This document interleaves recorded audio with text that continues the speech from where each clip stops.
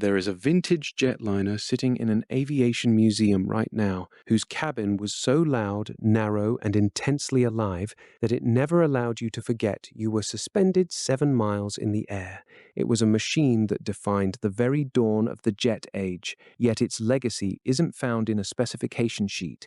It lives in the raw, unmistakable sensory impact it left on anyone who stepped inside. It's a nostalgic reality that most people who grew up during the golden age of aviation find genuinely difficult to believe when comparing it to the sterile, quiet flights of today. Stay with me from beginning to end, because the way this aircraft designed its passenger cabin created a sensory paradox that modern engineering teams spend billions of dollars trying to erase, and it is the exact environment that permanently changed what it means to travel. If you ask someone who flew on a Boeing 707 what they remember most, they won't recite its cruising speed or its maximum range.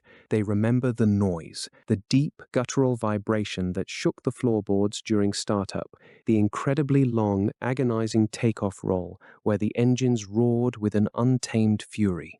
They remember looking out the window and watching thick, dark trails of black smoke pouring from the engines, and the unmistakable physical feeling that this massive aluminum machine was doing something absolutely extraordinary just to stay in the sky. This journey begins with a machine passengers could physically feel. You know the feeling of a modern flight, the smooth, almost imperceptible transition from the runway to the clouds. Inside the 707, the experience was a full frontal sensory assault. The early turbojet engines didn't just push the plane forward, they vibrated directly through the narrow fuselage and into the passenger seats. The view from the windows felt closer, more immediate, and every slight change in pitch or engine tone echoed loudly through the cabin.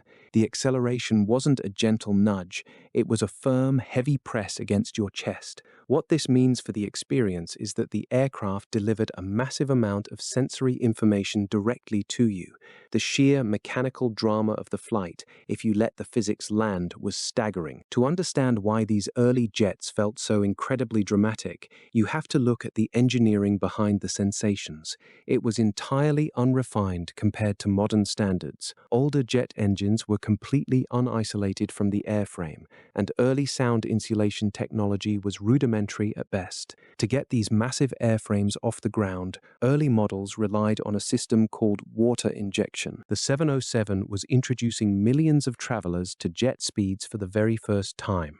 Because passengers had no prior baseline for what traveling at 500 miles per hour was supposed to feel like, even the most routine parts of a flight felt profoundly historic. Stepping inside, the cabin itself belonged to a completely different age. Imagine looking around to see rich period upholstery, tiny overhead hat racks instead of massive enclosed luggage bins, and heavy fabric curtains dividing the classes. The air was a thick mix of engine exhaust and heavy cigarette smoke from the unrestricted smoking sections. Flight attendants served multi-course meals on actual china, and passengers routinely dressed in their finest suits and dresses just to board the plane. It was a noisier, smokier, and arguably less convenient space, but it possessed a powerful, undeniable sense of occasion that transformed international travel into a grand theater. This also explains why speed actually felt faster back then.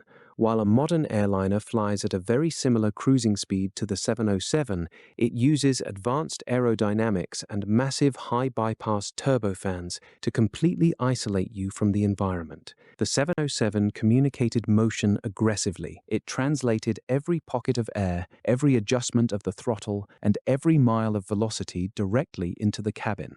A modern aircraft is engineered to remove sensory data. The 707 forced you to experience it. When you pivot to the modern reality, you realize today's airplanes are designed to completely disappear. Modern aerospace engineering has successfully eliminated noise, erased cabin vibrations, cleared the air of engine smoke, and removed all mechanical drama from the passenger experience. It is a monumental achievement in safety and comfort, but it also means the modern airliner has evolved from a thrilling, remarkable machine into a quiet, sterile room that simply transports you between cities with zero emotional friction. Yet, we have to challenge the very nostalgia we hold so dear. I've saved this point for last because it is the most important. The glamorous memory of the 707 also coexisted with deafening cabin decibels, poor ventilation, rudimentary in-flight entertainment, and journeys that were physically exhausting. The glamour didn't exist because the plane was objectively better. It existed because flying was rare, expensive, and treated as a momentous life event. The aircraft and the culture of the era created the magic together. Modern airliners are undeniably quieter, safer, cleaner, and easier to travel aboard. But the Boeing 707 belonged to a beautiful, fleeting age when crossing an ocean still felt like a grand encounter with a living, breathing, extraordinary machine. If you were fortunate enough to experience it, what airline, route, and year did you fly aboard the 707? What is the one sensory memory that has stayed with you all these decades later?